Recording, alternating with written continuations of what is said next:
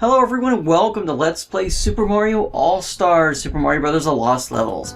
We began this episode with World 6-1. Those areas up there can give us turtle shells if we want to kind of sweep out the areas beneath us, but if you get the fire flower, it's not really that big of a deal.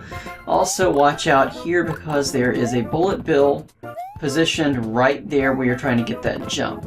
6-1 isn't as bad, well, as 5-1 I think, but it's still got some decent challenges to it.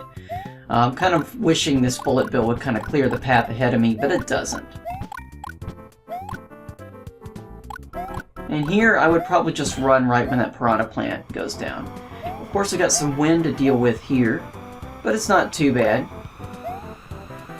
Just time your jumps and you'll be okay. There's also a bonus pipe there, but we'll get to that later, towards the end of the video.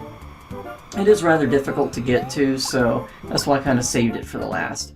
There's only one bonus area also in World 6, so that's kind of good that they give you kind of a breather from World 5, 4, but, you know. On the other hand, World 6 does have its own challenges, like you just saw there. Some of the jumps are rather tricky, and World 6-3 is also very tricky.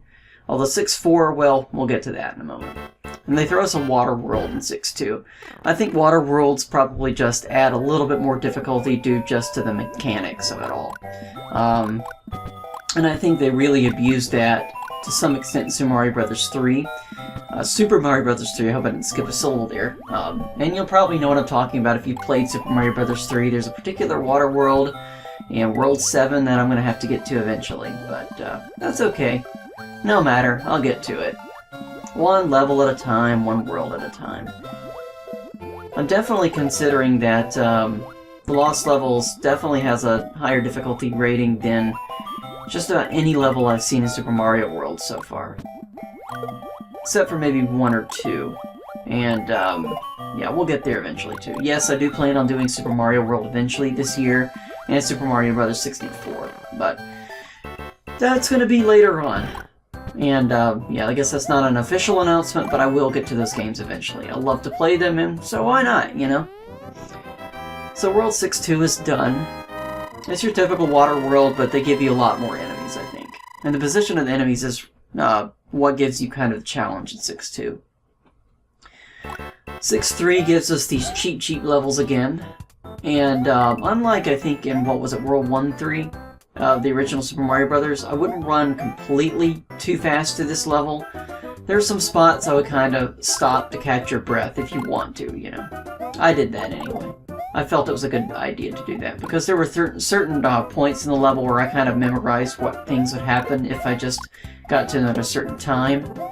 So that's what I kind of did here.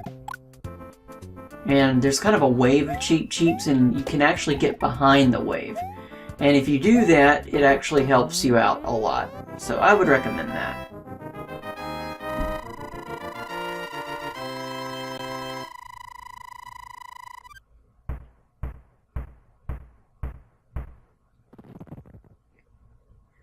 World 6-4. 6-4 is thankfully not as brutal as World 5-4, but it does have some pretty tough spots to it.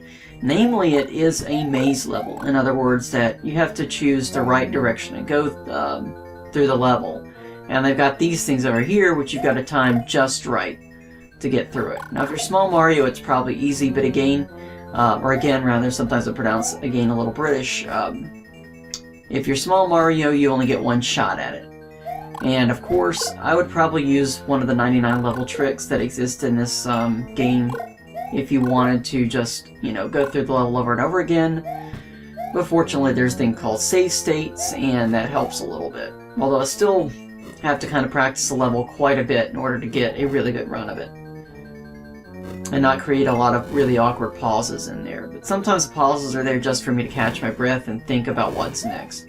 Because we have a lot of time left, there's no reason to speedrun it. And it also gives me more time for commentary, and that's a good idea too. And Bowser turns into a blooper. I didn't check those blocks for anything, but I'm sure there's probably a 10 coin block in there somewhere. And there you go. World 6-4 is now complete.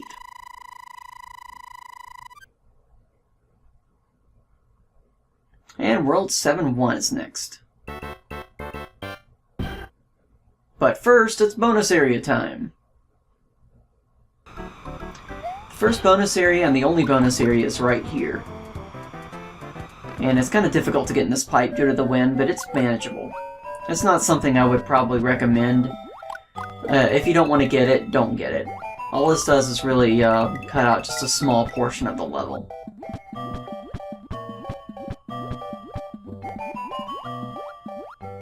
And there you have it. That wraps up the bonus area for, World 6-1. Almost at 5 there. Anyways, thank you so much for watching Let's Play Super Mario Bros. Lost Levels, and have a wonderful day. Goodbye.